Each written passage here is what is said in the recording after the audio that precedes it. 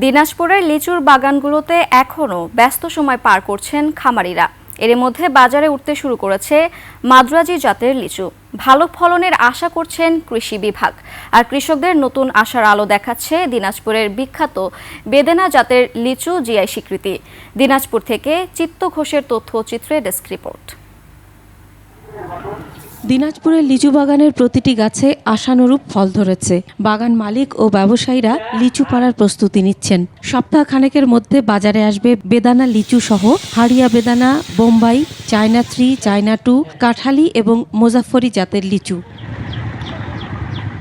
দিনাজপুরে ৫,৪১৮টি লিচু বাগানে এবছর প্রায় ৫,৪০০ হেক্টর জমিতে লিচু চাষ হয়েছে। উৎপাদন লক্ষ্যমাত্রা ৩৬,৬২৮ টন, যার বাজার মূল্য হতে পারে ৭ কোটি টাকা।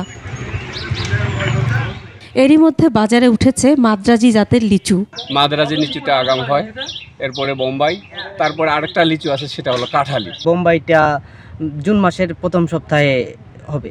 মাঠের অলরাউন্ডার আমি, আর ঘরের all-rounder Tylox. Tylox toilet cleaner, clean মানেই টাইলক্স। পোয়া যদি ভালো থাকে ইনশাআল্লাহ দাম ভালো পাওয়া যাবে।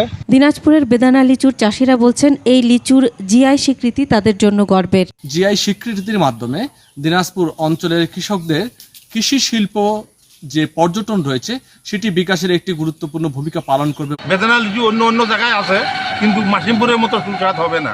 নাম করা লিচু, এর উপরে লিচু হয় না। কৃষি বিভাগ বলছে বেদানা লিচুর জিআই স্বীকৃতিতে লাভবান হবেন কৃষক। এই আবহাওয়া যদি বিরাজমান থাকে আমরা লিচুতে আয় বর্ধন করতে সক্ষম হব এবং কৃষক আর্থিকভাবে যথেষ্ট লাভবান হবে। আবহাওয়া অনুকূলে থাকলে চলতি মৌসুমে ৩৬,০০০ টন লিচু উৎপাদনের আশা করা হচ্ছে।